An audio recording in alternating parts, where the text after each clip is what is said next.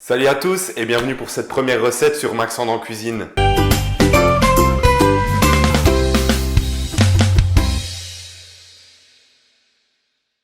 Aujourd'hui nous allons réaliser un risotto de pâtes. On va mettre l'Italie en PLS, d'entrée de base. Alors pour les ingrédients nous avons besoin de 250 g de pâtes, ici en l'occurrence c'est des pâtes grecques de l'orzo, 500 ml de bouillon de volaille, 10 centilitres de vin blanc, des jeunes oignons, des champignons, une échalote, de la poitrine de porc fumé. Je préfère la poitrine de porc fumé au lardon car on pourra pouvoir faire la découpe de la taille que l'on veut.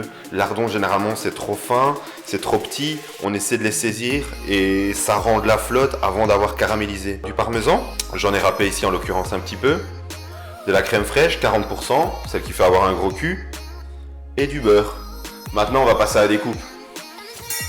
Allez, je vous montre ça.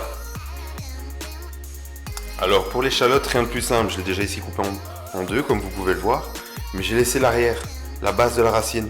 Ça va nous aider à tenir l'ensemble qu'on va lâcher.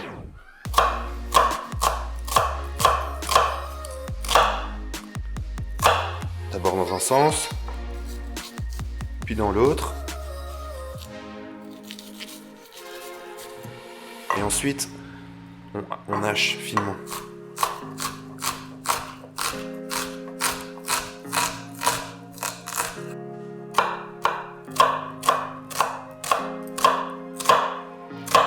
Et on recommence pour la deuxième partie.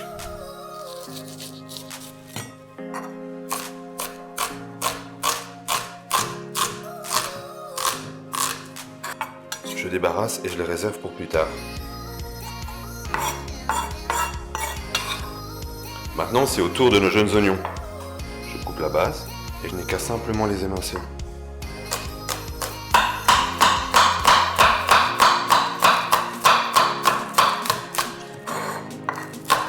Je ne sais pas si vous le voyez, mais le jeune oignon, c'est un peu comme un poireau. Il y a une partie un peu plus blanche et verte, mais encore avec un peu de cœur. Et là, c'est que le vert, c'est que du croquant.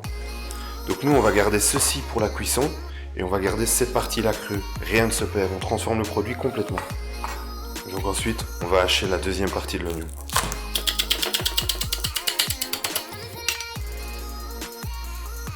Cette partie-là, comme je l'ai dit, on va la garder crue. On va la mettre à la fin sur le plat. Ça va donner un peu comme de la ciboulette, cet effet ciboule. Maintenant, on va s'occuper de nos champignons. Et nos champignons, comment est-ce qu'on s'en occupe? On va d'abord les nettoyer. Pour les nettoyer, je vais utiliser cette petite brosse. Parce que si on les passe sous l'eau, un champignon c'est comme une éponge en fait. Ça va absorber toute l'eau, ça va rendre de l'eau dans votre plat, ça va être dégueulasse. Donc on regarde, là le champignon est plus ou moins propre. Et si jamais il y a un petit peu de terre, tac, on vient la brosser et la retirer.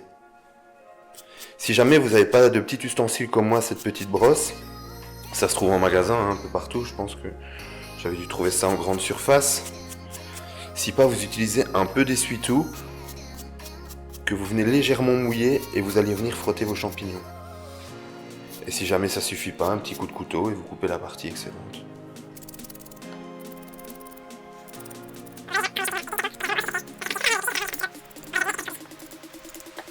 Maintenant que nos champignons sont propres, on va passer à la découpe. Pour la découpe du champignon, moi pour ce plat j'aime bien avoir de la mâche parce qu'on va quand même avoir quelque chose de crémeux avec les pâtes.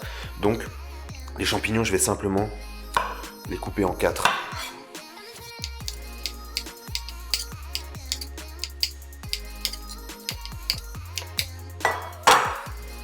Voilà, maintenant que mes champignons sont coupés, je vais les réserver sur le côté pour la cuisson.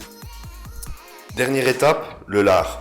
Le lard, on va pouvoir le découper à notre guise. Parce que vous savez, les lardons dans le commerce, ils sont généralement très très fins. Et ici, on va les faire sauter, on va les faire caraméliser. Donc on va quand même couper quelque chose d'un peu plus gros. Vous voyez, plus ou moins cette taille.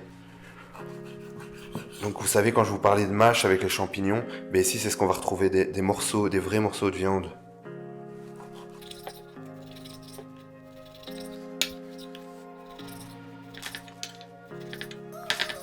Et voilà, toutes nos découpes sont prêtes.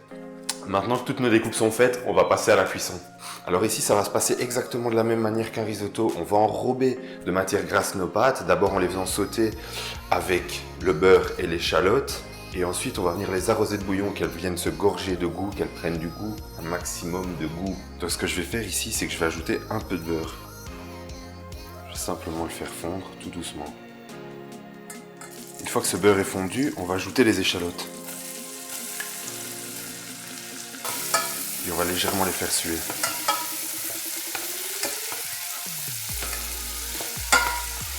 Ici, en l'occurrence, on veut absolument pas faire trop saisir nos échalotes parce que trop les faire saisir, ça va les faire caraméliser, ça va les rendre un peu amères. Donc ici, on va les garder bien blanches, on va faire sortir l'eau de végétation et on va ensuite ajouter nos pâtes. Donc là, j'ajoute les pâtes et je vais les enrober de matière grasse et d'échalotes. Comme ça, vous voyez, elles deviennent bien brillantes. On les laisse pas trop longtemps parce que ici, en l'occurrence, il n'y a pas trop d'utilité.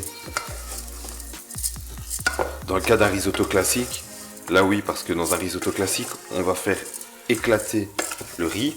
Là, c'est un de mes moments préférés, c'est celui auquel on ajoute le pinard.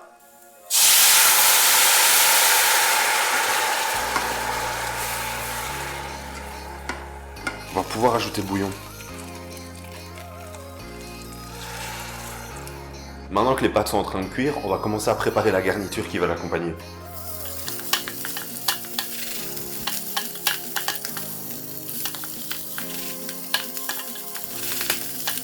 Ici, elle commence à absorber le bouillon. On n'hésite pas à en rajouter un peu.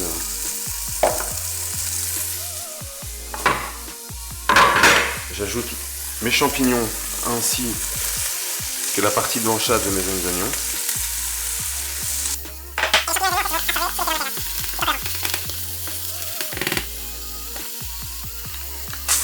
On n'hésite pas à assaisonner.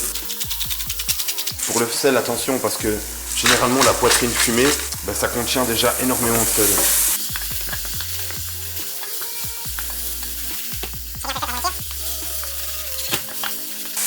La garniture est prête, on le voit, elle est cuite. Donc je vais la réserver sur le côté. Pour tout ce qui est détails de la recette, que ce soit les quantités et les poids, vous pourrez les retrouver directement dans la description.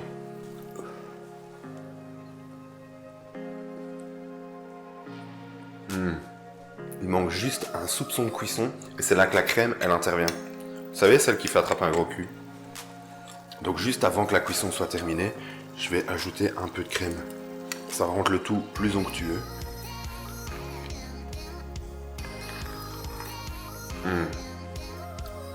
Là, la cuisson est parfaite. On va terminer avec le parmesan et ensuite on pourra dresser. Donc là, je vais ajouter le parmesan qui va servir à lier. Et voilà, maintenant qu'on a ajouté le parmesan, c'est prêt. Il n'y a plus qu'à dresser. Alors pour le dressage, voilà, on va faire simple et efficace. On va prendre une belle cuillère de ce risotto bien crémeux là. Donc voilà, j'en ai disposé un peu dans le fond de l'assiette. Je vais ajouter la garniture.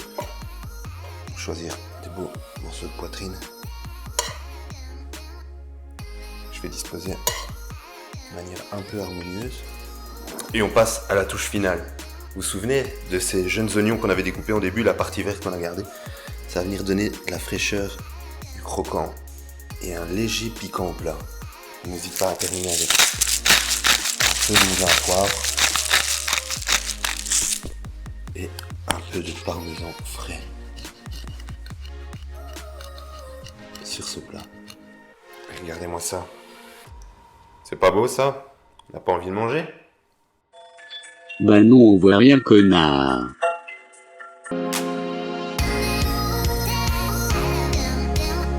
La recette est maintenant terminée de ce délicieux risotto de pâtes. Je vais pouvoir me l'enfiler sec. J'espère que vous avez apprécié la recette et que vous allez la reproduire chez vous. N'hésitez pas à me l'envoyer sur mes réseaux sociaux, Instagram et Facebook. Abonnez-vous, appuyez sur la cloche et on se voit pour une prochaine recette. Allez, ciao les gars. C'est trop bon. Qu'est-ce que je kiffe être cuisinier.